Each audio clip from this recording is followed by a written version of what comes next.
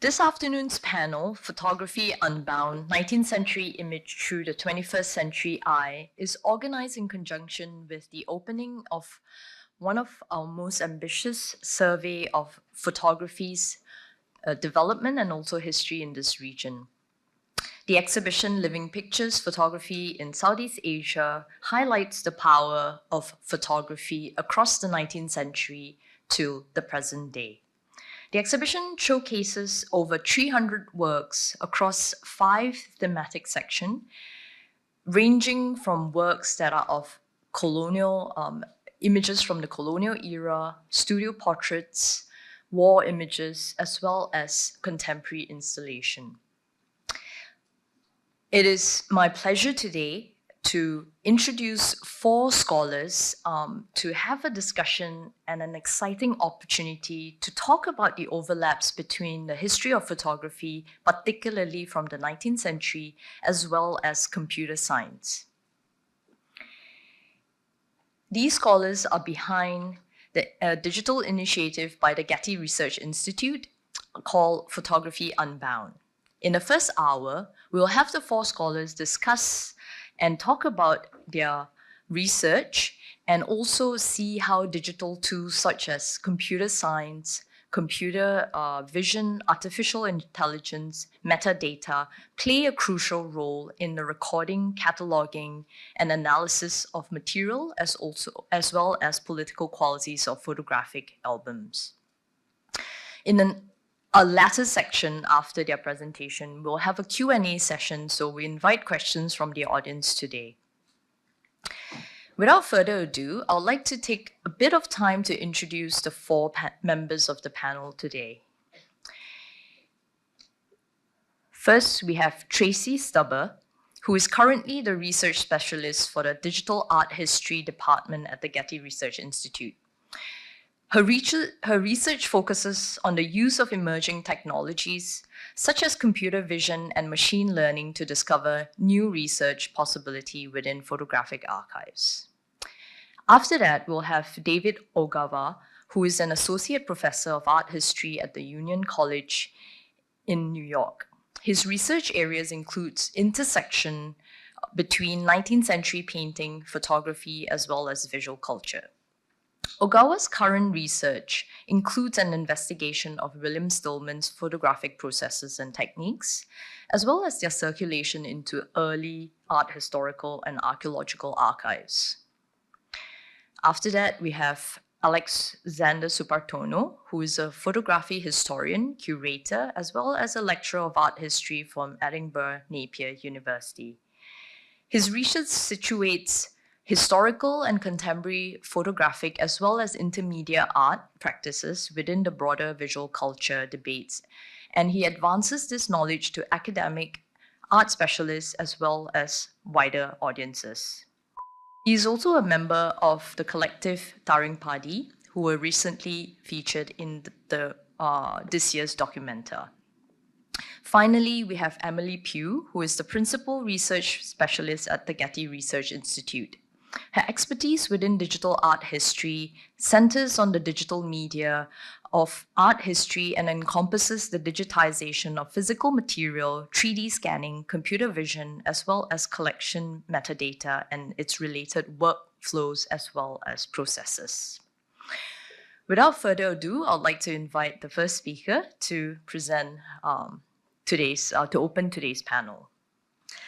Thank you so much to the National Gallery of Singapore and to the curators of Living Pictures for having our team here to present our project. Photography Unbound, 19th Century Images through 21st Century Vision.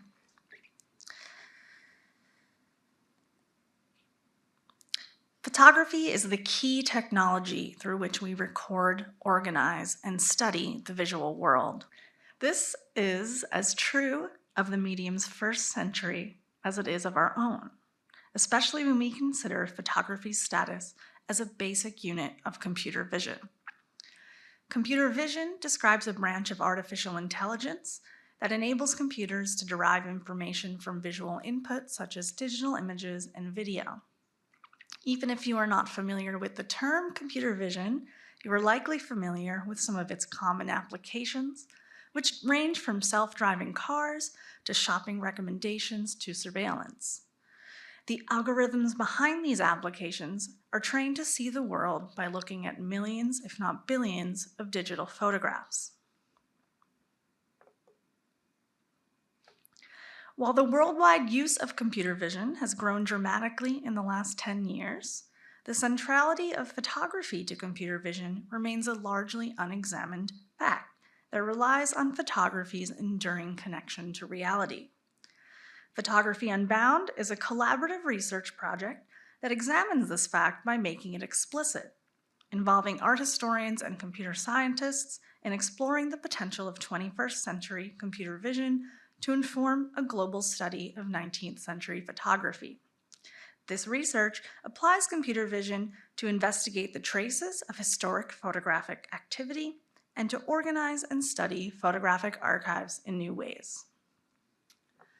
Photography Unbound is a project of the Getty Research Institute, which is an art historical research institution, part of the Getty Center in Los Angeles, California. In addition to the Research Institute, or GRI, the Getty Center also includes the J. Paul Getty Museum, the Getty Conservation Institute, and a philanthropic organization known as the Getty Foundation. Part of the motivation for this project is the Getty's commitment to digital innovation in the field of art history. Another motivation, however, is the Getty itself. Both the Getty Museum and the Getty Research Institute collect photographs. For the museum, photographs are art, while for the Research Institute, photographs are archival documents. Comparing these two photographs by the Italian-British photographer Felice Beato as presented on the institution's respective websites, we can see how these collections are operationally and physically distinct, shaped by distinct acquisition histories, cataloging practices, and modes of access. Furthermore, the user research we have conducted has found that art museums and art historical photo archives are but two of the many types of photographic collections that contemporary scholars consult in their research. In the spirit of Living Pictures, the exhibition here at the National Gallery, we might understand institutions like museums and archives as giving photographs second lives, or perhaps afterlives, in which they often acquire meanings and functions beyond the ones for which they were originally created. Similarly, we might ask, what does it mean for photographs to live on as training data for computer vision algorithms? And might computer vision provide new insight into the historical lives of photographs, as well as the lives of the people both in front of and behind the camera? In asking these questions, Photography Unbound has three interrelated goals. One is to assess practical and ethical challenges involved in analyzing early photography with contemporary computer vision algorithms. A second is to investigate how computer vision can be used to analyze photographic form as well as content in order to study the development of photographic styles and strategies. Finally, we hope through this research to identify applications of computer vision that can aid collections cataloging in photographic archives of various types. We need to start by understanding a little bit more about how computer vision works, and I'm going to keep this very not technical. As I mentioned earlier, computer vision, or CV, describes a branch of artificial intelligence that enables computers to derive information from visual input, such as digital images and video. The basis of this computer interpretation is the numerical representation of images. Each pixel in a digital image can be represented as a cell in a two-dimensional matrix of numbers. And this is how a computer sees that image, as a matrix, or basically a grid of numbers. Depending on the image and depending on what you are analyzing, these numbers can represent different values. And at the top, you see a black and white image where they're grayscale values. While in the second row, we see a color image where we have a combination of 3 arrays, where the first dimension represents the intensity of red, the second green, and the third blue, so an RGB color image. Performing calculations on these numbers is the basis of computational image analysis. For example, in the bottom row, the values represent the difference between a pixel value and its neighbors in a grayscale image, which is the basis of an algorithm designed to detect edges. With the fairly recent advent of technology known as deep learning, this basic premise of analyzing images has given rise to applications, for example, self-driving cars. These algorithms are taught to recognize meaningful information, such as the location of other cars, the presence of pedestrians, and the status of traffic lights. When applied to the visual input of a video stream, or essentially a stream of individual images that comes from a car's camera, these algorithms make predictions that trigger actions, for example, stopping a car at a red light. Social media websites like Pinterest and Instagram also use computer vision to make recommendations based on content you've already viewed or clicked on. For example, if you were to click on an image of a woman in a dress, the app might suggest dresses with similar patterns or similar styles that are available for purchase. Here, what is actually being analyzed is not clothing, but photographs of clothing that stand in for material objects. As you might surmise from these examples, most widely used computer vision algorithms are trained on early 21st century digital images. But what about digital representations of historical photographs? How do contemporary algorithms see historical photographs? And how can we train algorithms to see photographs historically, or even art historically, in ways that we as art historians are interested in seeing? To ask these questions, we've assembled a data set of approximately 30,000 digital images that represent photographs made before 1925. This data set is about 2/3 material from the Getty and 1/3 from an array of institutions, including the National Gallery of Singapore, that have holdings that are relevant to our specific research interests, which you'll hear a little bit more about from my colleagues. In this way, the dataset reflects the reality of art historical research as it is spread across different archives that researchers need to navigate. The dataset also contains metadata about creators, photographic processes, and dates that we will cross-reference with our computer vision outputs. Ideally, this dataset will allow us to interrogate the institutional dispersion of photography as a product of the medium's historical multiplicity and global spread.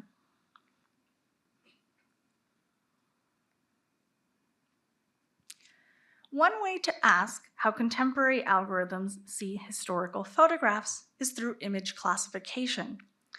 Image classification is a common computer vision task in which the computer labels the visual content of an image. Each classification is a prediction about the content of an image based on how the algorithm has been trained to understand images. There are many commercial services by companies like Google, Amazon, Microsoft, and Clarify that provide image classifications, and each will give you slightly different outputs because the algorithms have been trained slightly differently. For example, when we did a test using the Clarify service on 1,000 of our images, commonly produced labels that we got out were things like sepia, wear, retro, and vintage clothing. On the one hand, these tags are not very useful for scholars. So one task is to evaluate the relative effectiveness of these commercial tools for processing 19th century photographs with the goal of producing guidelines that both the Getty and other institutions can use. On the other hand, these tags do indicate the capacity of computer vision to describe how photographs look rather than what they represent. To this point, we are also interested in critically examining where and how computer vision might intersect with studies of photographic materiality. How can we train algorithms to see photographs historically or art historically?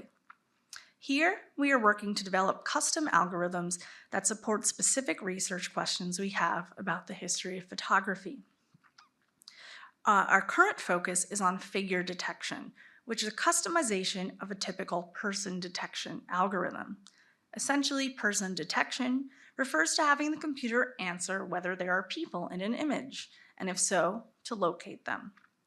This algorithm can easily detect portraits, as you can see, as well as small figures in landscape views, which historically may have been used for scale.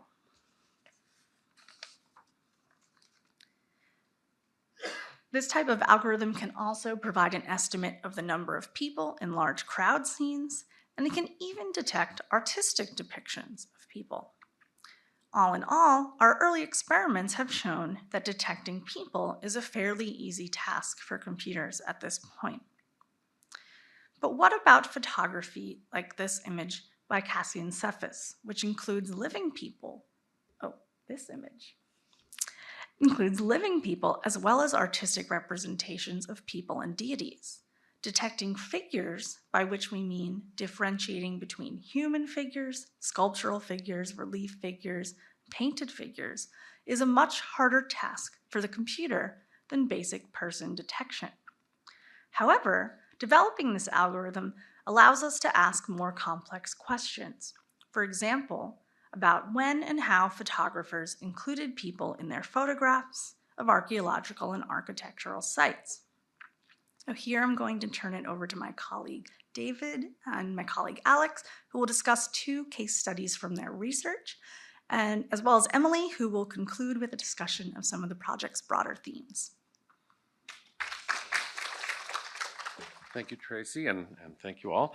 And I'd also like to thank Alex and Emily and Tracy, too, who have made the last year of working on this project a real intellectual pleasure as we learn with each other about this technology and from each other about our various specialties and fields. So I came to this project via my research on the archives of the American expat William James Stillman. Stillman was born in 1826 and graduated from my home institution, Union College, in 1848.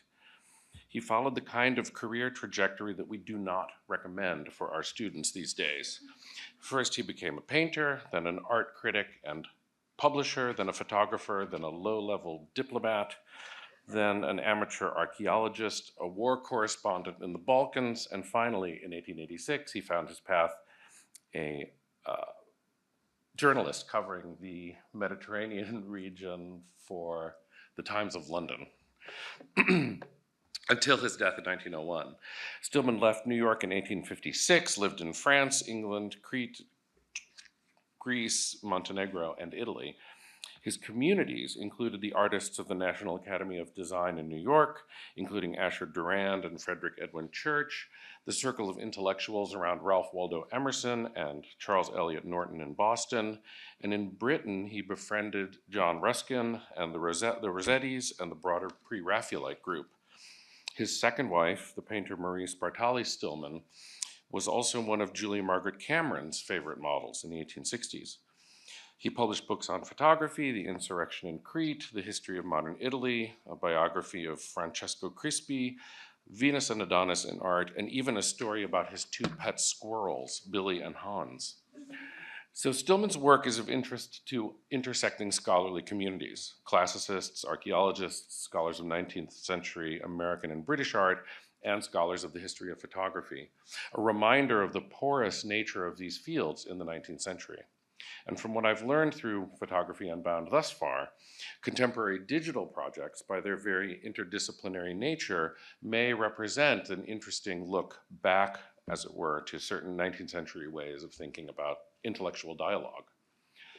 So beginning in the late 1950s, Stillman's family donated his archive to Union College, and this includes more than 600 letters, boxes of annotated study photographs, 1 of his paintings, 2 vintage nitrate negatives, 1 album of photographs of Marie Spartali by Julia Margaret Cameron, and 7 intact albums that include his first photographs from the late 1850s up to the last ones he made in the 1890s.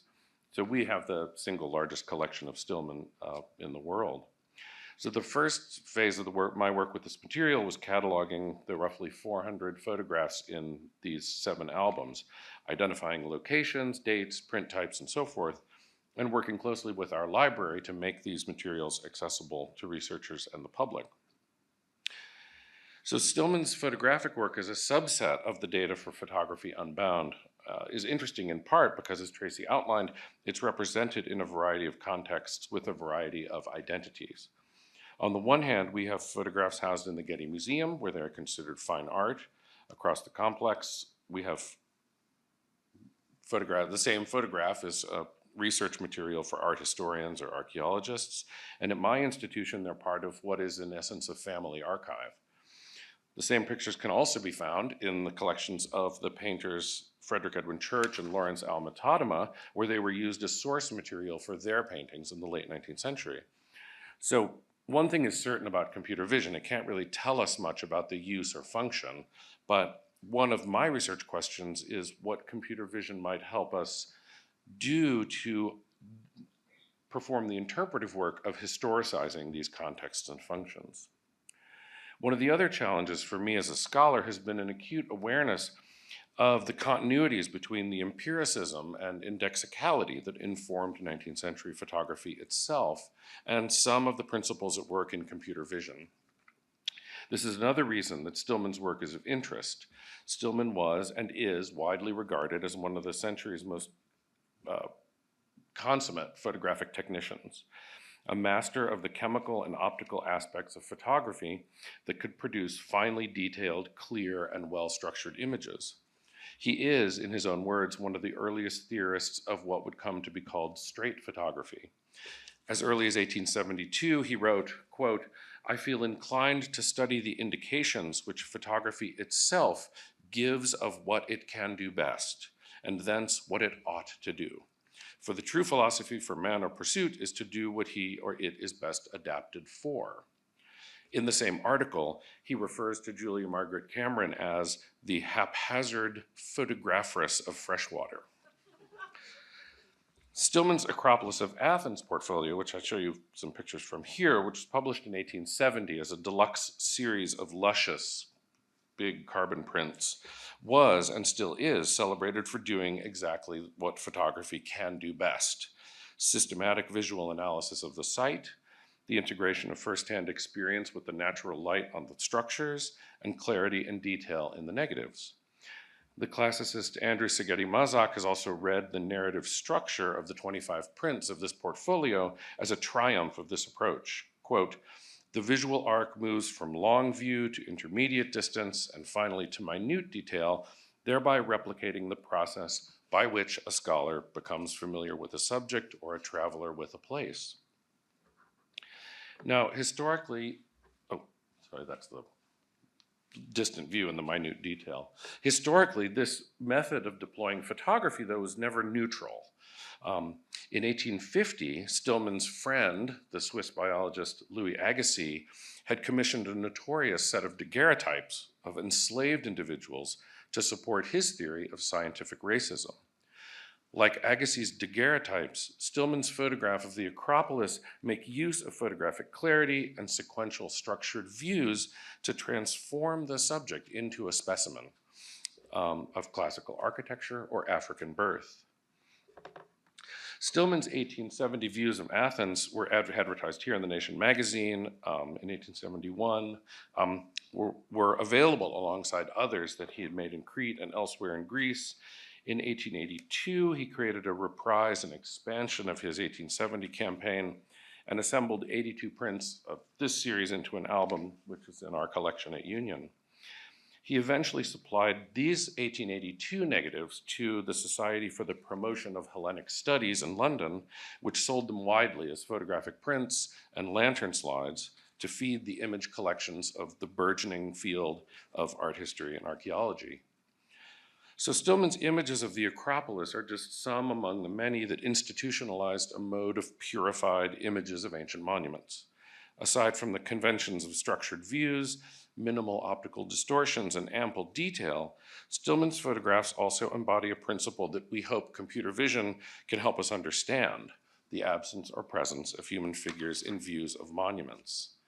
Excuse me. Our hypothesis is that the inclusion of human figures might be an index to a constellation of possible intentions with ramifications for ideas about photographic temporality, what it means to document, and the cultural identities of those depicted monuments. A site devoid of human presence implies timelessness, stasis, and cultural isolation. Conversely, a site with human figures might imply contemporaneity, living presentness, and a cultural palimpsest. So my approach to this question has been inspired by scholars who have studied the photographic patrimony of the Gabinetto Fotografico Nazionale in Rome, which was founded in 1895 by the photographer Giovanni Gargioli. Gargioli's approach to photographing cultural patrimony defied this prevailing logic of isolating the subject, maintaining instead a conceptual space for monuments in living circumstance, as with the field crops growing next to the ruins at the town of Pestum, or the fabrics dedicated to King Umberto I, hanging alongside this painted altarpiece. Oh, whoops, oh, sorry. I just gave it all away, didn't I? There we go. Excuse me. So I showed, you can see, I think, the difference in approach here. As a contrast, I include one altarpiece, the same altarpiece in a view from the Italian firm of Alinari, which was, of course, widely known as one of the other standardized suppliers of art historical imagery well into the 20th century. Alinari's careful visual isolation of the painting, right, ensures its status as an object outside the flow of history. So for the most part, our results at this point with regard to figure detection and Stillman seem to be reliable.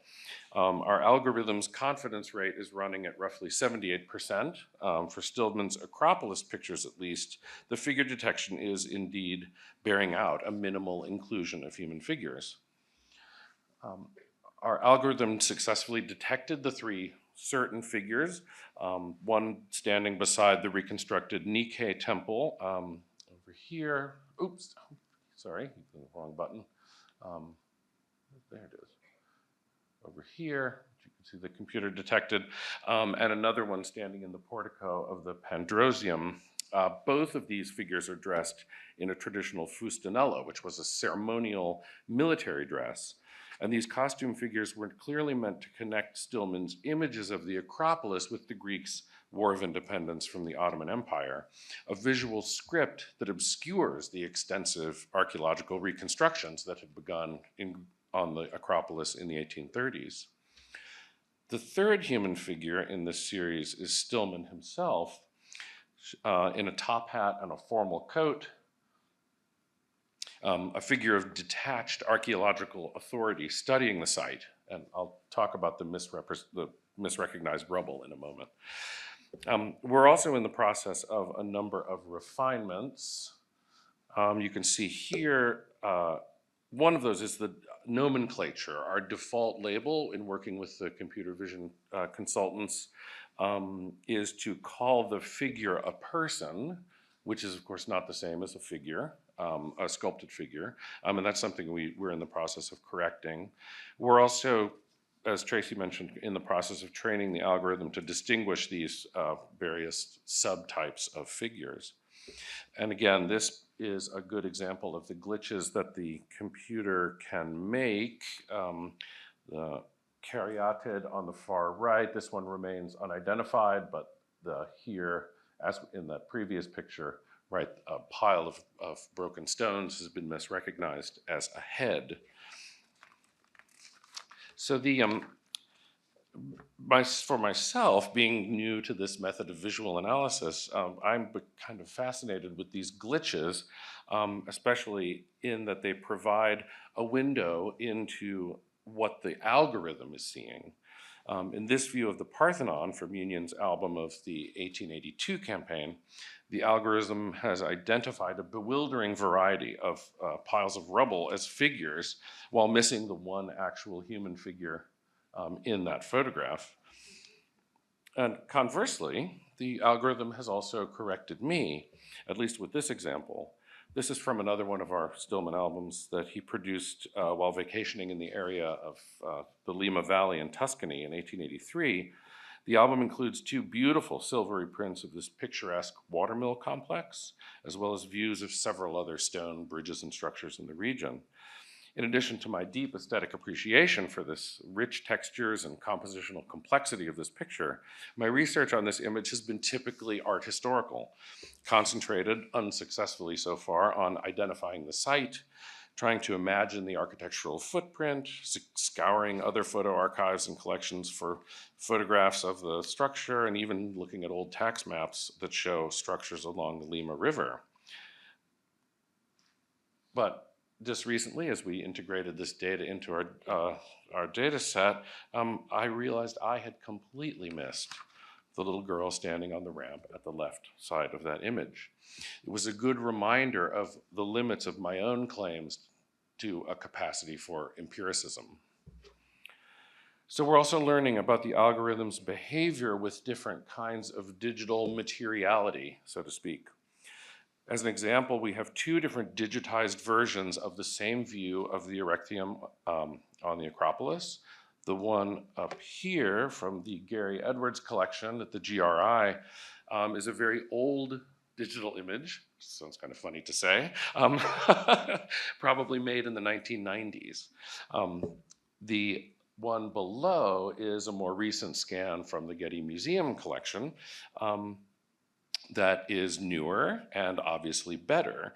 And in the old scan, the algorithm detected one pile of rubble as a figure, but in the new scan, it detected three. So the confidence also changed from 0.32 to 0.69. So the computer was even more certain with the new scan that pile of rubble was a figure. I want to close, though, with just one last example from a photograph of the Church of Saints Peter and Paul in Surrey, England, which Stillman took probably sometime in the mid-1870s. In this case, the algorithm misidentified a group of gravestones that are located in two distinct spatial planes. Right, this one's up against the church, and this one's here.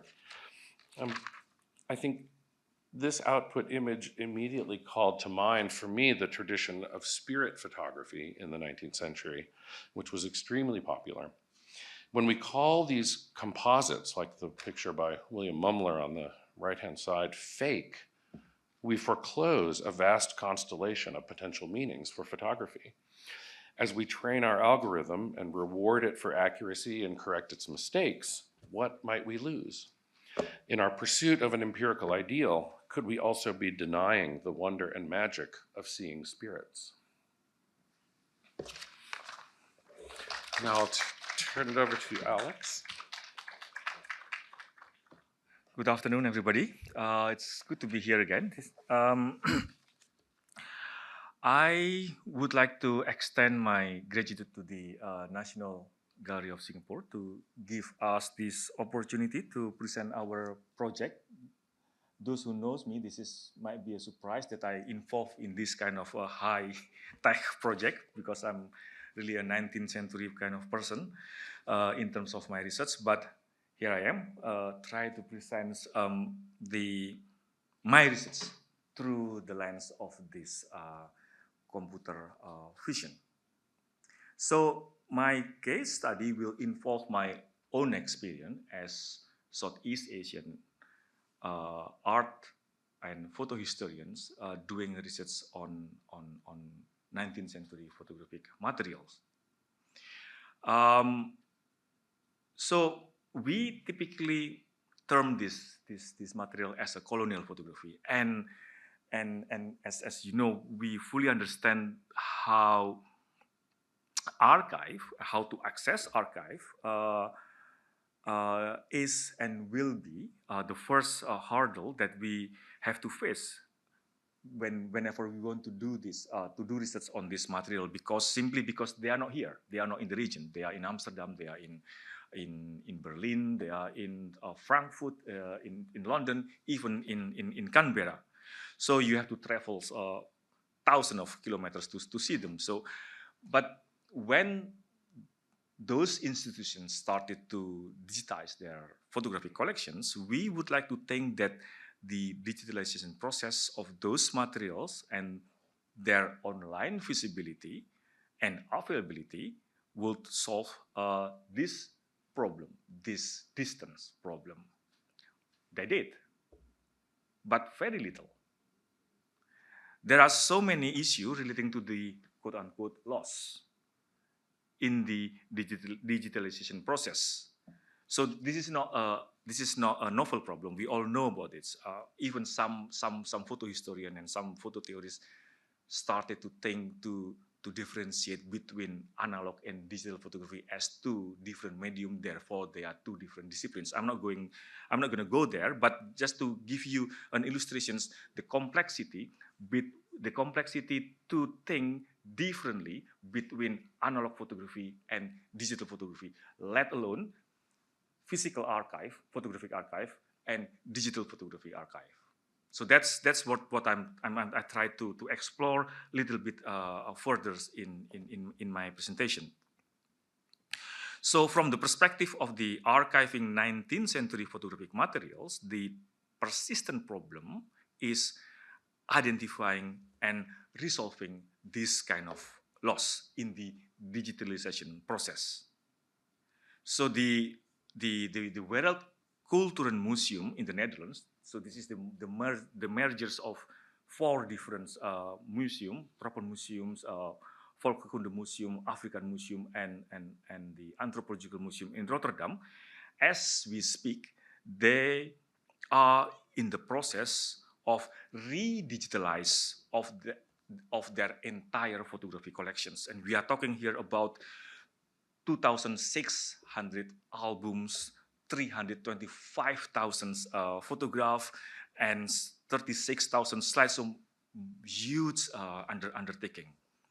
So the primary reasons for this re-digitalization process, not only because that they identify the mistake that they made when they digitalized their collections for the first time in the early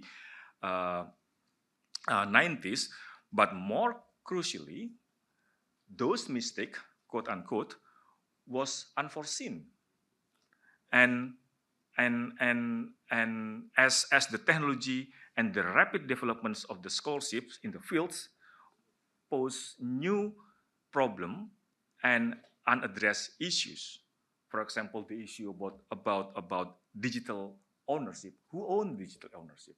The museum or the company who digital? I know that's something that need to be addressed. So what kind of access that the museum, those holders of the physical collections should give to the people? The JPEG file, the thief, and more importantly, the control, the selective release of information to the public. So some would argue in the era of free flow information, surely you can make everything available online. Can you not? So that's the issue that as the institutions who hold those kind of archives try to address, the discourse move faster. So it's playing catch up all the time. So therefore, turning prints or albums into JPEG file and making them accessible online in the internet actually is the easiest part of the job in this context. Yeah, changing the paradigm from tangible object into intangible object, that's the real deal. So because we are still in the process of figuring things out, and how, while we are in that process, how do we deal with it? So as Tracy just explained, one of the main problem is the algorithms. So basically the machine machine is indiscriminate. Either we are searching for Kasian Sefa's 19th century archaeological photograph in the Rijksmuseum website, or we are browsing shoes or dress, like Tracy showed us earlier. The machines operate in the same way. Yeah, the way that you have seen this, you might want to see this. So that kind of logic. So, and then this kind of logic, we embedded this kind of logics. Yeah. So over time, in this digital and virtual worlds, we stop or we don't bother anymore to differentiate between our vision, human visions, and the machine visions. Or more precisely, we see the way the machine sees. Or even more precisely, we see the way the people who designed the algorithm want us to see. And this is include, for example, the digital archivist at the Tropenmuseum. And for that, now I have to use this. I want to show you this. So this is some kind of image that you will see in the digitalized versions. And this is the actual image. Can you see it? Anyway, if you can't see it, you can see. And and I try to find, of course, this image is not not in their collections, and then we realize that image actually is we call this a cabinet print, and then we start to also there's actually this is a big cabinet print because cabinet print usually in this size. So this is the kind of loss, and this kind of loss that we try to catch up. But that's only one side of physical object in terms of the 19th century. How about things like this? This is not only glass negative, this is the stereo photograph negative. This is the thing that you show and then you use your special glasses and you will be provided with this kind of three-dimensional illusion. So this is how, and then in the museum website you will only see this kind of thing. And that's just to highlight that kind of loss. And in other words, I just want to make a case that you see it becomes one way of seeing. Yeah, unintentionally, I would like to think, but that's where we are now. So even the complete information that usually provided in the websites about the materiality of this object will never adequately replace the seeing experience of the actual object, like I just tried to convince you here. So I would suggest that we have to accept the fact that rather than keep trying to substitute what is missing in the digital versions with the technological solutions, we accept the fact that the physical photograph and its digital versions are two different objects. Although they are interconnected, one doesn't merely the substitute of the other. So in this line of argument, the transformations from printed photograph to their digital versions therefore require the change of paradigm in understanding how these two versions of the same photographic imagery operate. So Bechen, for example, this is Geoffrey Bechen, in 1997, he reminded us that in order to see what the photograph is of, we must suppress our consciousness of what the photograph is in material terms, end quote. So the transparency of the medium is so clear that the image and the object merge. There is no image, there is no print, there is only photograph. So that's the hurdle that we need to identify in order to change this paradigm. to start to differentiate between photographic print, photographic image. So after almost 30 years, Becham's arguments is not enough anymore, I would like to argue. In the digital era, it is not about the off or the is anymore, as the is never exists. It is only the off, and the is immaterial and intangible digital entity. This is certainly the case for the digital native, for example. For them, photograph's physicality is not relevant. Photograph is not a material entity, but digital one. This is, as I have suggested, requires a radical change of paradigms. So I want to, that's another example. So 10 years ago, I organized post-colonial photography workshop, invited different artists from Southeast Asia to deal with the colonial photographic materials from all over the world, mainly from the Netherlands and from Canberra. So all material are made available in their digital versions. So and then they works on this digital version to create those work.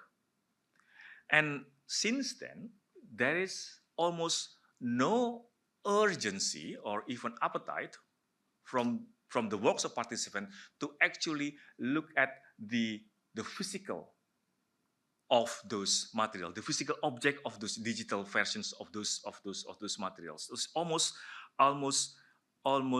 irrelevant, those physical objects. So I want to highlight that, underline that is their practices in appropriating colonial photographic materials have been organically digital. So for us, art historians and photo historians, this is a significant element to consider in this line of thinking. Bourdieu and Appadurais, in their writing in the 70s and 80s respectively, have broadened the discussion, as we know, on the fundamental and the active role of object in human relations over their physical roles as mere artifact. So they demonstrate how the material world constitute and was constituted by the social world.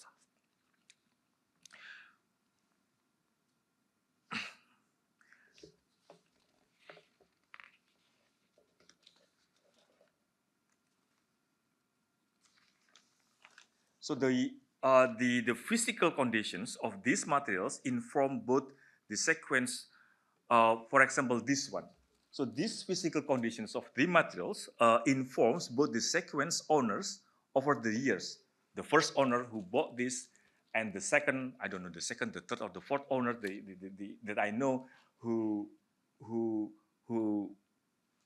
managed to get this, and then and now me, that's the last owner give it to me. So that's that kind of change of status of materials. So from maybe from archaeological or family documents into the artistic materials object and into the object of scientific inquiry. So that what Appadurais and Bourdieu try to argue about the social history of object like this large cabinet print.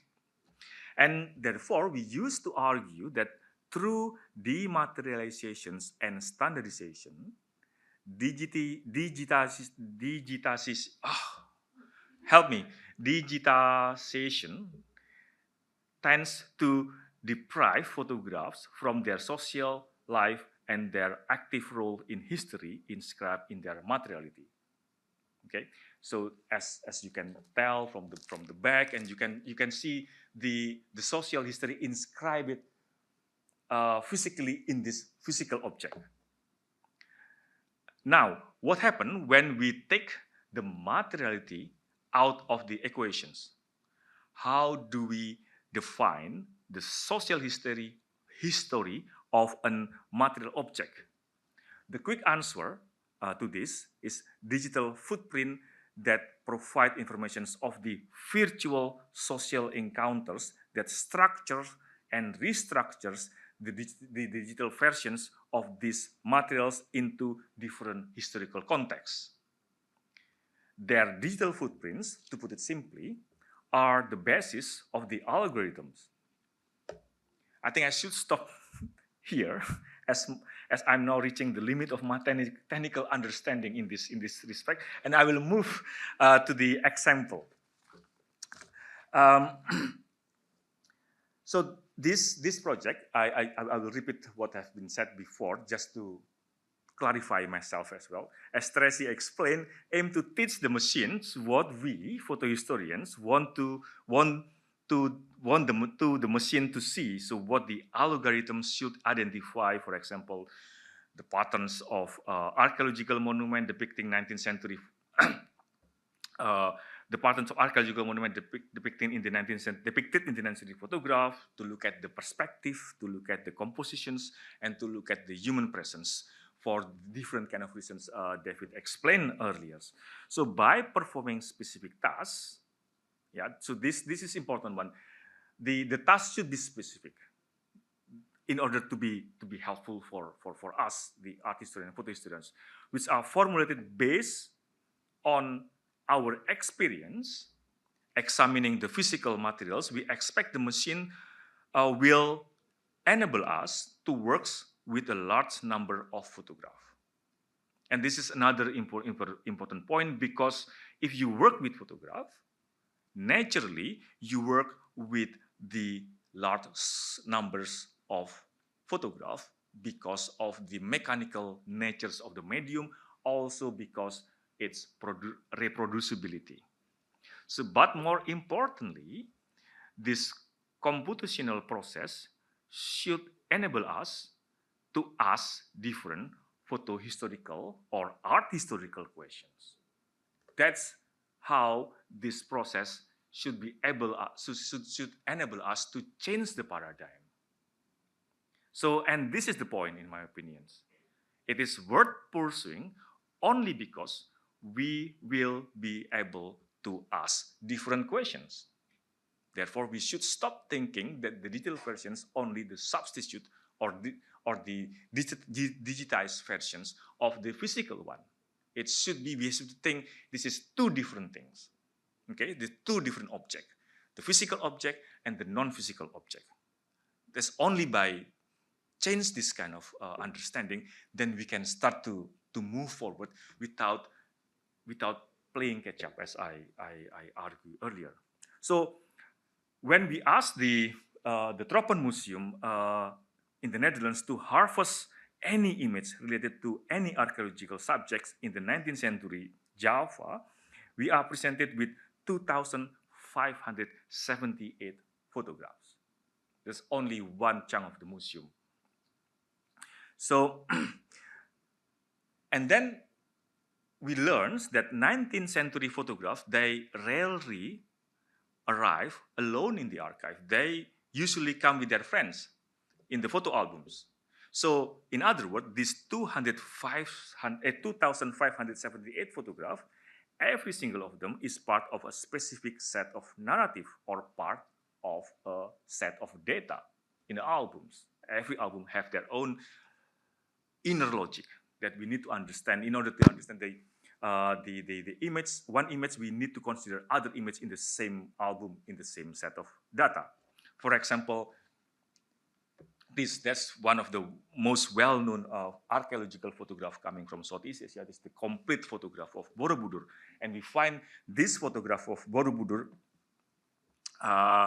quite often. The same photograph, like the photograph of Borobudur, occupies multiple albums. Therefore, each of the print is part of different context, different narrative, different data set, and each context, each narrative, each data set formulate different meaning of the same photographic imagery in different kind of digitized versions.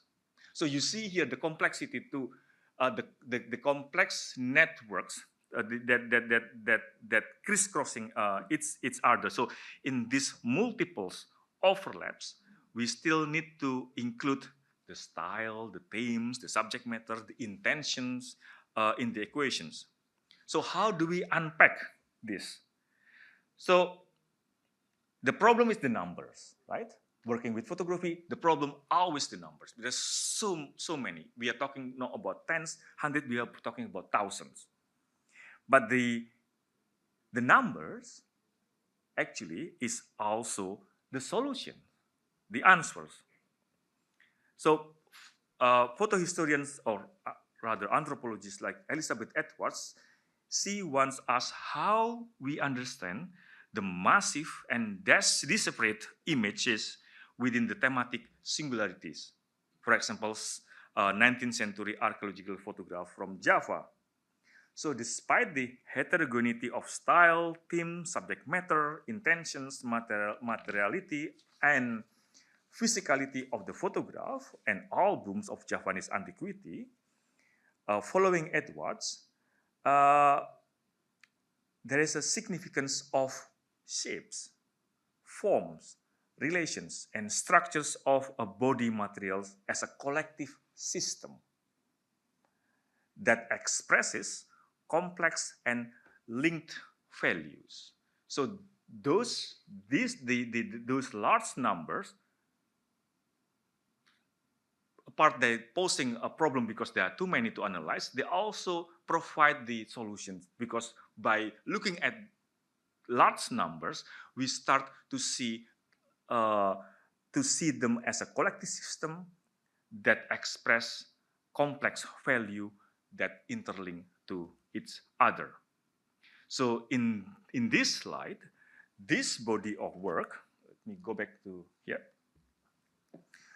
So this body of materials is a collective system of the 19th century photographic representations of the Javanese antiquity.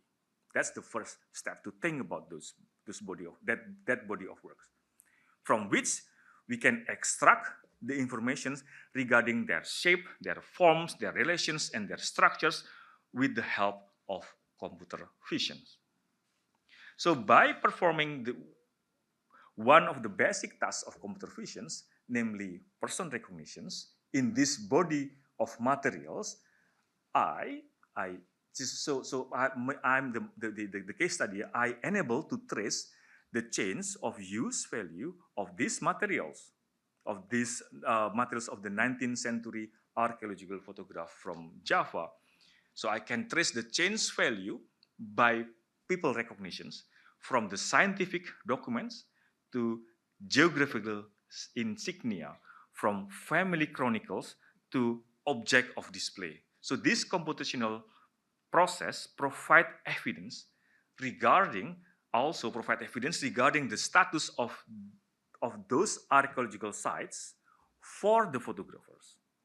How did this photographer see and understand those sites as scientific sites, as a religious sites, as a cultural site, as a holiday destinations, or as sites to showcase the photographer's active participations in modernity by using the helps of the computer vision to recognize people. So for example,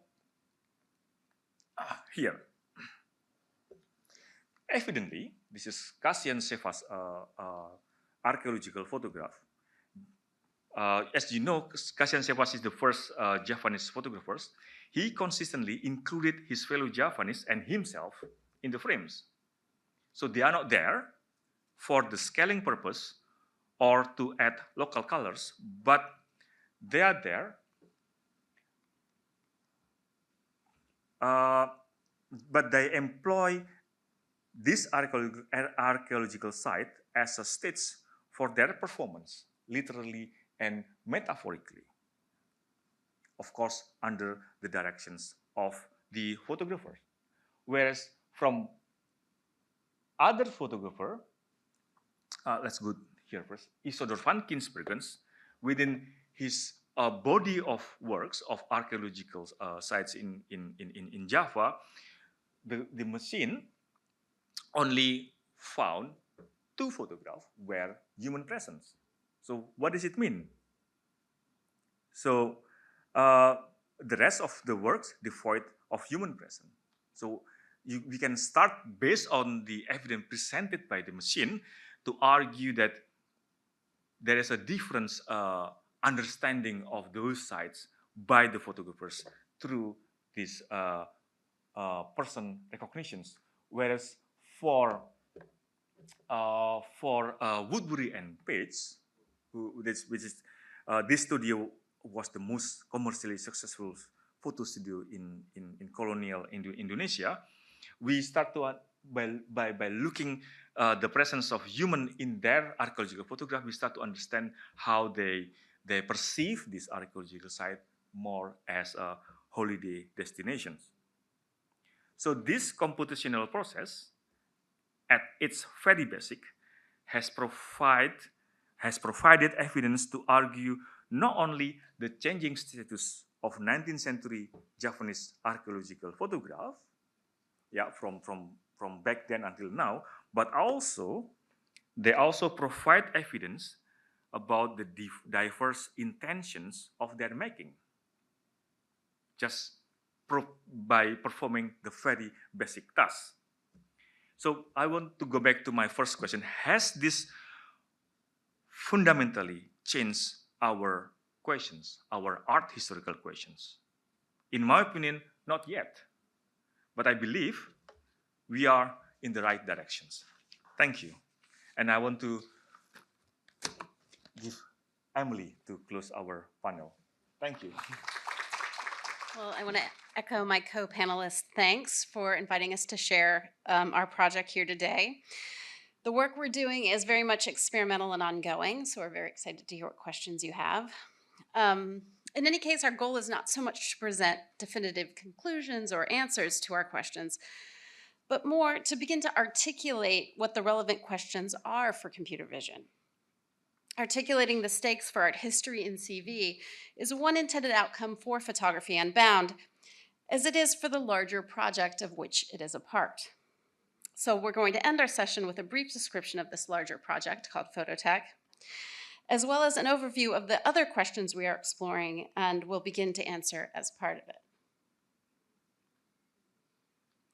I want to begin with a quote from the physician, essayist, and photographer Oliver Wendell Holmes.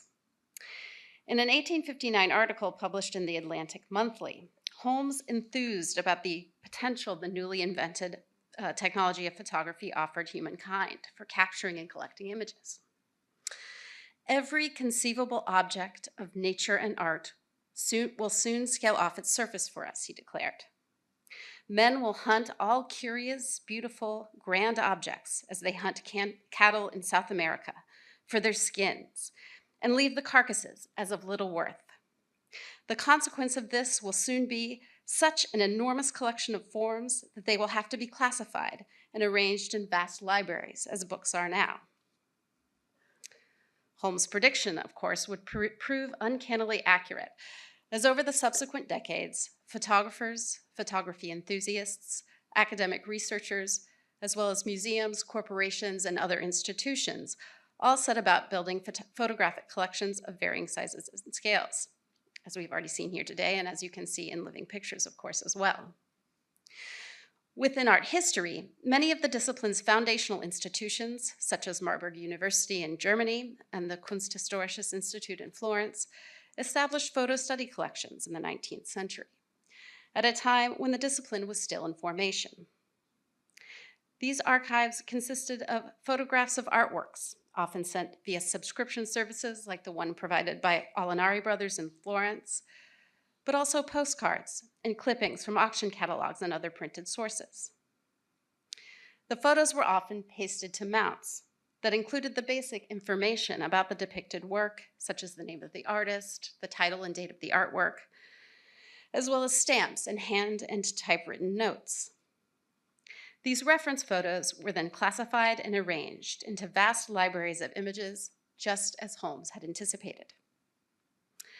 Photo archives fueled art historical research in the era before 35mm slides and the internet, shaping a discipline that was born, in the words of scholar Donald Preziosi, as the, quote, child of photography. Today, as we've already seen, Collections of digital images, like the physical photographic archives before them, are equally central to the practice of art history. Scholars rely on access to such images, and repositories of them are growing at an increasing rate. At the GRI, for example, a project to digitize just 20% of a collection created by the artist Ed Ruscha from the 1960s through the 2010s, a project called The Streets of Los Angeles, has yielded over 130,000 images. The collection itself comprises over 700,000 total. Such increases in the scale of image production that have come with digital imaging technologies have clear implications for the individual scholar, but also for the repositories that are charged with making such collections accessible. What can photographic archives tell us about the past and future of art history? How can existing methods of collection processing and digitization be improved or made more efficient in order to accommodate larger, more diverse image collections? How might emerging technologies, especially CV, offer new ways to analyze and understand historic and contemporary image collections and the troves of visual and textual information they contain? These are the questions we are examining with Phototech, a project that combines the study of both art historical photo archives and, as we've seen, an examination of those 19th century photos that were often excluded from art historical photo archives, such as those featured in the photo albums Tracy, Alex, and David have shared. Not only were these images excluded from art historical archives, they were also, until more recently, often excluded from the history of art. Thus, in exploring both photo archives and photo albums, we seek to understand not only how imaging technologies shaped art history, but how new and emerging technologies are shaping the present and future of the discipline. Phototech consists of 4 components: digitization of about 400,000 items from the GRI's Art Historical Photo Archive, processing these images to generate information or metadata about them, providing access to these images via our collections catalog, and finally, Photography Unbound, the program of research we've shared with you today. Because questions of mechanical reproduction and scale are central to phototech, it is ideal for an exploration of the practical and intellectual stakes of computer vision. You've already heard about how we were exploring applications of CV to art historical research. As part of Phototech, we are also investigating the potential of CV to generate machine-readable collections data, that is, information about collections, that could facilitate searches of large collections of digitized images.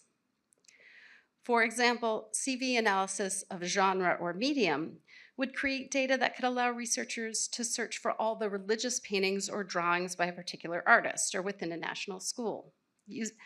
Using CV to harvest text from these items would allow searches of all the images that came from a particular source, such as the papers of art historian Erwin Panofsky or the art dealer Julius Weitzner, or that passed through an auction house like Sotheby's. Not only would CV processes open up new possibilities for searching collections, they would provide archive and library staff with approaches for processing collections at scale. Specifically, repositories would be able to automate aspects of archival processing. Having CV algorithms generate basic descriptions of thousands or more images at once would augment traditional approaches, which are based on human catalogers typing descriptions of images by hand. Even as we explore the potential of CV for both the production of collections metadata and art historical analysis, we are mindful of the importance of engaging critically with CV as a tool. There are multiple examples of CV processes that replicate the racial biases of the engineers who trained them. Take these images created by Bart Nagel based on results from CV analysis through using Google Vision. These images are the same. In the left image, the computer identifies the object in the hand as a gun. But just placing a light-colored mask on the hand was enough to fool the computer into thinking the object was a monocular. In fact, the object is not a gun or a monocular, but a thermometer. This example reminds us that the technologies that create and process images are by no means neutral. they are subject to the biases of the individuals who created them. Moreover, digital imaging and CV, like photography before them, are products of economic and political power structures and enmeshed within them. It is these structures of power that we seek to keep in view as we investigate how photography has shaped the study of art. Returning to Holmes' 1859 prediction, his reference to hunting and collecting surfaces like quote-unquote skins makes evident, if implicitly, the connection between technological innovation and colonial conquest. In exploring how technology can be leveraged to offer new insights and new approaches to art historical and archival practice, we cannot forget to interrogate the historical and contemporary structures of power that produce and disseminate these technologies. It is this belief that has informed all the activities undertaken as part of Phototech, including and especially the research project Photography Unbound. Thank you.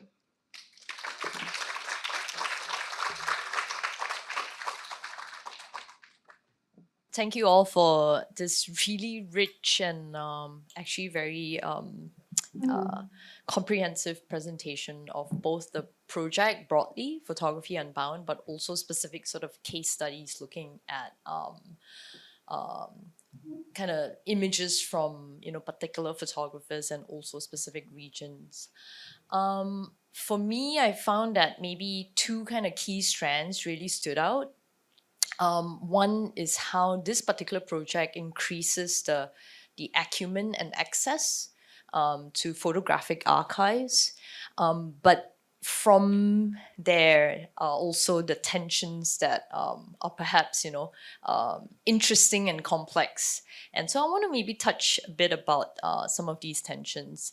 So this idea of the bias kind of keeps coming up, that on the one hand, and there seems to be almost like a recursive nature as well. So there is a bias already in looking at, photographic composition. So the original makers of them, the photographer, and how they kind of like present certain images. And in your case, David, you talk about the kind of purity of the architectural presentation in making distinction of, what is monument and what is still in present day part of contemporary side-by-side kind of like scenarios. And, in the case of the skin color, I mean, that's really, I suppose, something that already comes up quite often. And then there is now the bias of the algorithm. So the API, the commercial API that you've spoken about at the start of the introduction, but also now the algorithm that are developed by specific coders. So how do we unpack those layers of these biases? Second, maybe I think I thought what was the another kind of layer of appreciation from the presentation by Alex is this difference or the distinction between photograph as an image and as an object, and that the former isn't really the substitute for the latter. But let's kind of like return to these two tensions. So maybe I just want to ask one broad question about the project, Photography Unbound, and this group of scholars in GRI. What are some of the sort of research questions that are dealing with perhaps this limit of machine learning? Because if I understand it correctly, machine learning is also not linear. Like you don't, interrupt some of the errors that they keep learning. And as you have pointed out in one of the images that was kind of like reviewed by the algorithm, it gets more confident, as you say. So how do we interrupt, or how do we reconcile maybe some of the past biases or tensions in machine learning? Can you maybe kind of address that? Any one of you, I'll be curious. Yeah. Yeah.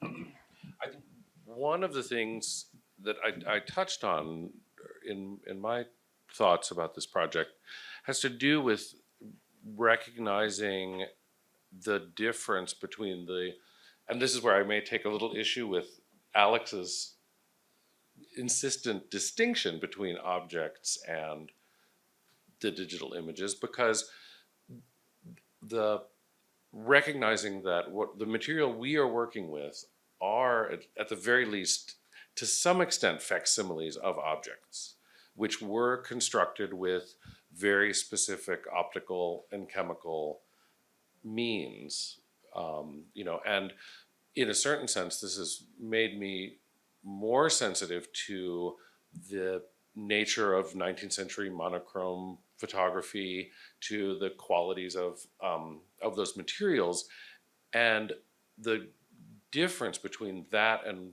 what the algorithms are trained on is also really much greater than I would have assumed. So in that sense, there's also a kind of gulf between realizing that the algorithms are trained on contemporary digital photography with much higher resolutions, much more detail, all of that.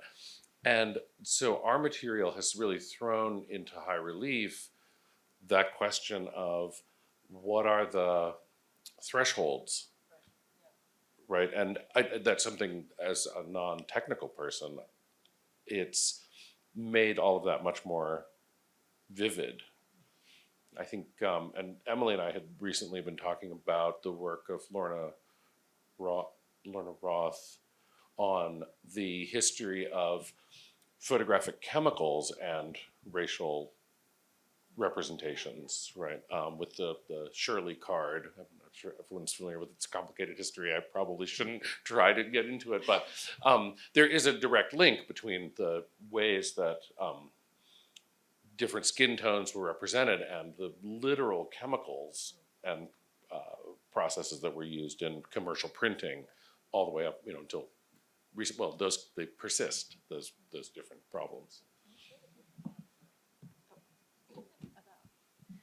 Well, in addition to all the biases we've already enumerated, I would just add to the fact that even in the textual description, cataloging terms of these images, often these are cataloging terms that are inherited or that may have originated in earlier eras, and they themselves can have bias in them. So I guess part of what I think we're trying to do here is always foreground these biases and sort of, because I think sometimes there can be a default assumption when someone's accessing, say, a collection online through an interface, that there's a kind of position of neutrality that an archive can put forward. It's part of what an archive does, is try to present things as sort of neutrally in as raw form as possible. But of course, it is enmeshed in all of these specific traditions and biases. So it's true that computer vision there are these egregious examples of it being biased, but it's not the only form here. And so, Charmaine in her introduction at the opening the other night talked about photography as a system of representation. And so I think we're really trying to think of these images and objects, digital material, physical material, metadata, image, as part of a whole complex system. And really try to take it on that way, and instead of and really try to understand this complex system. Anyone with any questions? I see two hands. Yeah. So we'll take. Can we take one and then the next one? Yeah. Thank you for doing this. It's really intimidating to hear you speak.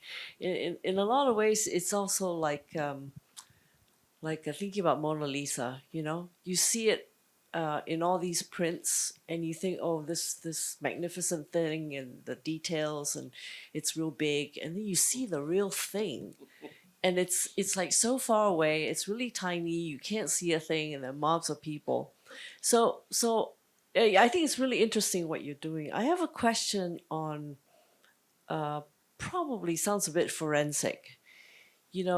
Is the application of eventually what you do not just analytical, but you'll be able to not only trace. I think one of you mentioned tracing collections and how collections are put together, but also to kind of figure out fakes and how things are put together. And you know, for people who are in the collection thing, right? I mean, whether you're a museum or a private collector, you always want to know what exactly is it that you're looking at and also what you're buying. So just thinking beyond what your technology can do, other than doing really cool stuff, analyzing.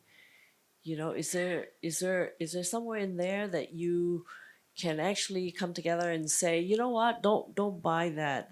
That's actually that's fake because the collection didn't work that way. It is not a real XYZ person's work because it doesn't fit.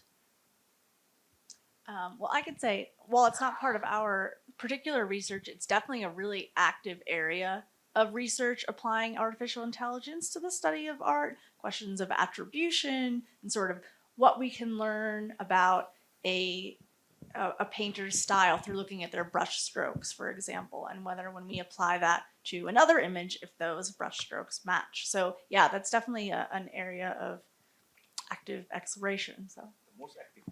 probably Yeah, the one most of the active most one. active Yeah, so you kind ones. of hit it right, hit the nail on the head. Although I would say that no, I don't think any self-respecting like art historian or conservative would ever look at computer vision alone as like a truth detection engine. It would be part of a whole, suite of tools you might use to, to determine attribution of a painting. But certainly, yeah, it could be one very powerful tool in that regard. One way I like to think about it is kind of like a magnifying glass, like another version of a magnifying glass where we're able to get a different perspective on the object we're studying, but you're going to use the information you glean through that lens in combination with all this other data that you have. I think it's worth to keep reminding ourselves that the computer don't analyze, we analyze. The computer provide data that we tell the computer what kind of data we want the computer to provide. So that's very clear, very obvious, of course. But like I explained earlier, we tend to forget about that. Yeah, we tend to see that as the final result of the analyzing process. No, that's not the final result. That's just the final results of the algorithms operating process. So one way to answer that is to respond to your remarks about how we can stop the computer to analyze, because the computer then the problem is the computer keep doing it by itself. Yeah. So how do we interfere to that kind of process? Course So- correction, I Yeah. suppose. Yeah. So one thing that we in this project try to address, we ask the computer as little as possible the task. So we ask the computer, the machine, to perform as little as specific task as possible. Otherwise, it's going to be another internet. So that's the problem. So this kind of project, it's not like a magic wand, then you solve all the problem. No, that's the opposite, the exact opposite. We don't want to solve any problem. We want to solve very specific problem, identifying the numbers of people in the archaeological sites, or identifying the perspective, for example, identifying the positions of the camera, whether low, high, or eye level angle. So that kind of has to be very specific. Otherwise, then the computer will keep repeating itself, which that's the nature of a machine. Is there still another question? Yeah, if there's time. Actually, I have two questions. The first question is, you are affiliated with the museum or the Getty Images, or are they connected? They're very different, actually. Okay, So Getty Images is its own commercial company. right. The the person who owns Getty Images is related, so it's the same family name, but the Getty Museum and Research Institute has no affiliation with the Getty. So, with so Getty the, Images. so none of the digitization, there's that word again, is related to the Getty Images files as such. Okay, I was just Yeah. curious about that.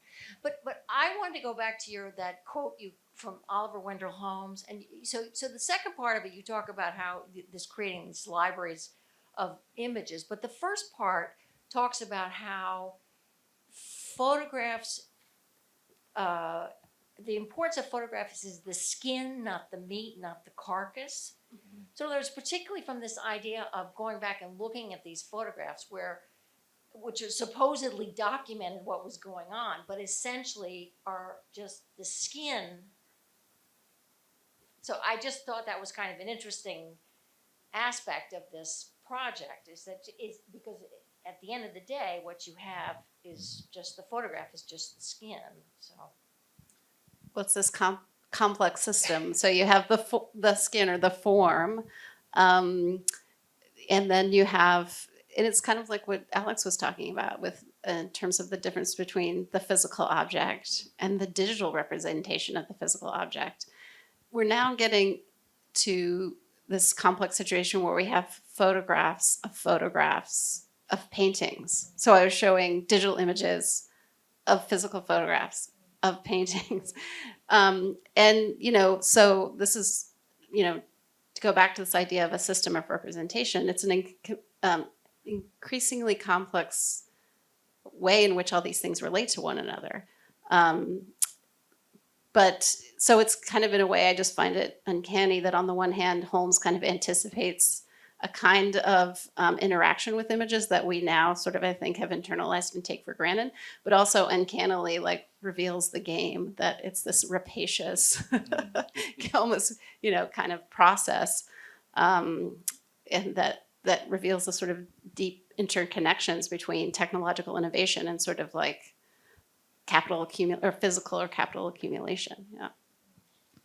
I guess if I could add something else, part of what I heard in your question was about, even just, we'll say, the original photograph for our purposes here, the historical photograph that we're studying as being already just a surface of the world that it's capturing, of the people that it's picturing. And I think that's part of the motivation for working at scale, that we can kind of bring photographs, if we can be able to identify a particular location or a particular monument, right, in a photograph, and then to search this really big corpus of images and bring images from different times by different photographers of that same monument together, is one way. Of course, we're never going to get back to that, what was being photographed, but it's one way of kind of having a richer vision of the world that's in that singular image. And then the other thing I would add is, I think part of the, we have these kind of art historical research-oriented motivations for detecting people in photographs, for example. But I think even just that act of, focusing on the people that are in images, which in some ways is a very when we think about how photographs are presented as art, we're so often thinking about the photographer as the person who matters rather than the people who are in the photographs. And I'm not exactly sure how that will develop in the project, but just that impulse to think about the people who are behind the images is important to us as well. Just to add to that about the surface, because when we talk about the surface, then the next question is, how about the depth? How about the skin? How about the meat? How about the bones? That's exactly the problem. Not problem. Exactly the matters, because if you're looking at a painting and then you gather all the resources analyzing one painting. Last week we were in the symposium talking exactly about this group of 7 researchers try to identify Constable's cloud, for example. They even bring a meteorologist to identify whether this kind of cloud makes sense in the summer in Britain in the 18th century when. So that kind of thing. So that's fine because constable's painting, it's only one. Our problem is we don't deal with one object, we deal with thousands of them. Therefore, we look at the surface. The surface is the depth. Because through this thousand of surface, and then you start to see them as one system, one analytical unit when you start to make connections. And this is the depth, those connections, to see this as an analytical, no, as a system, More complex. complex system. So that's the depth. Although we only touch the surface, actually the surface is the depth. That's a little bit paradoxical, but it is. I see the numbers is the problem, is the solutions. The surface is also the depth, because we talk about the numbers. The quantity become the quality. That's a very lovely summary. We do have one, maybe just one last question. Sure, please. Hello. I just wanted to ask you guys, the four of you guys, to step out for a moment of being collaborators in this project, and perhaps also share speculatively even some of your own trepidations in terms of working with this project. I sense, at least from what I heard from both David as well as Alex, there's a certain kind of romance about working with photographs as objects, and also, so beyond looking at these things as this project, GRI is it, as an enabling tool, what are also your trepidations in terms of, you spoke about the CV perhaps being exclusionary in terms of like leaving out, romantic ideas about spirit images and or what was that, the getting married to a spirit, and so those are very, very interesting things. I'd like to hear more about what are your own fears and anxieties about how this project may change our relationship to 19th century photography and the stuff that you look at.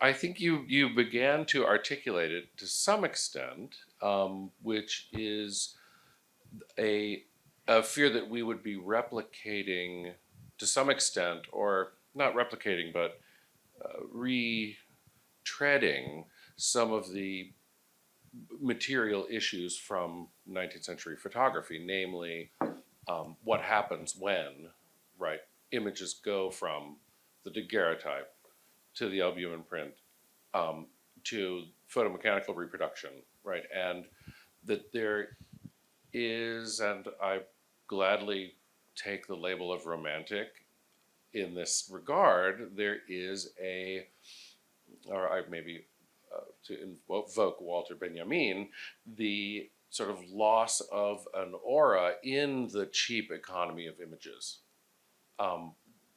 That's the shorthand version, that the gulf between immediate experience, sensory experience, widens through those processes of reproduction, circulation, distribution, consumption, that is distant from embodied experience. So that would be my own sort of fear, that we might not, we're not necessarily helping that process. So from that cheap economy of images, I just want to continue that line of arguments.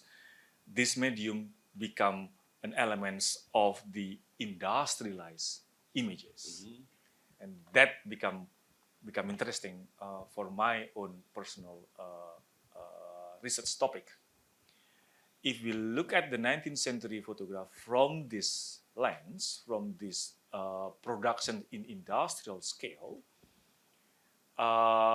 the individual prints, the prints that under the prints that we adore, so the prints that Ansel Adam prints, for example, or Stiglitz prints, or even the prints that produce through the high degree of craftsmanship in the dark room, that will occupy different kind of discourse, and that should be there.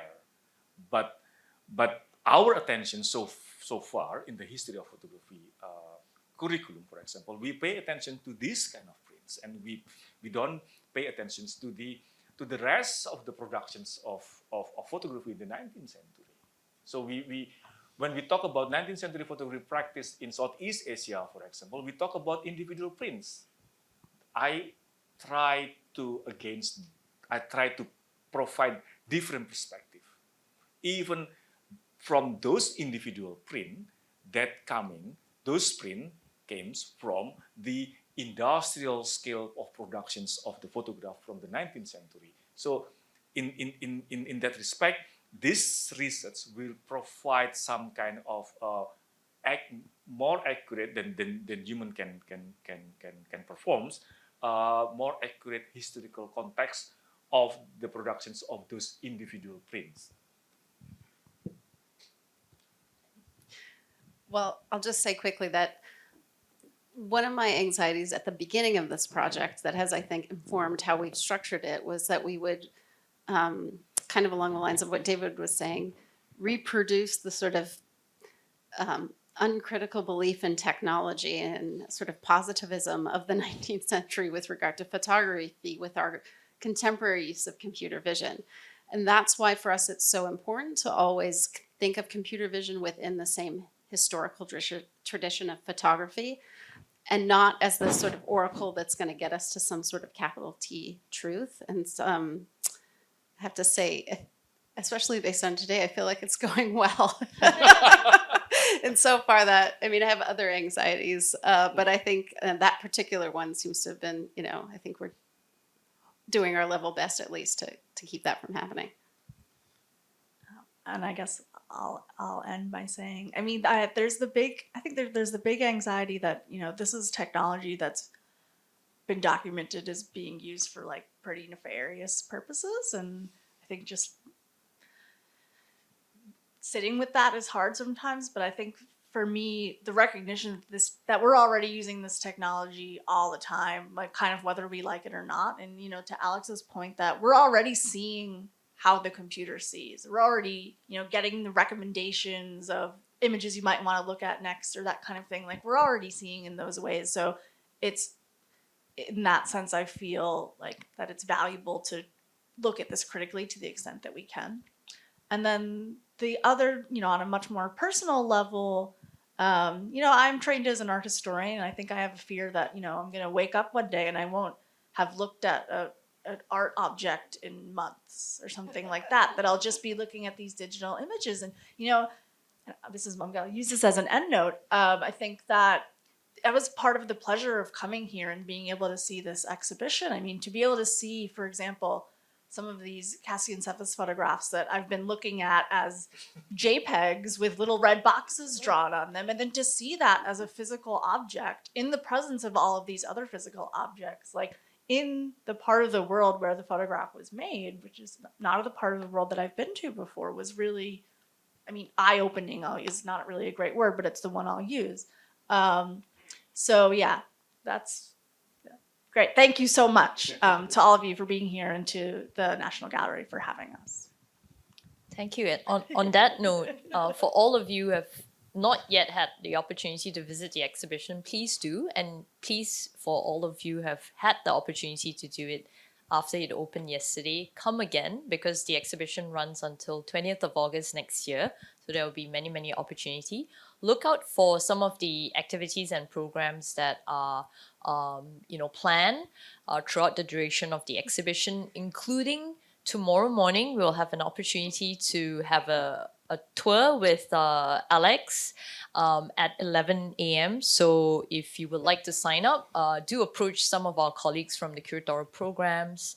I'd like to thank Tracy, David, Emily, and Alex again. Thank you for joining us this afternoon, and have a good, lovely weekend.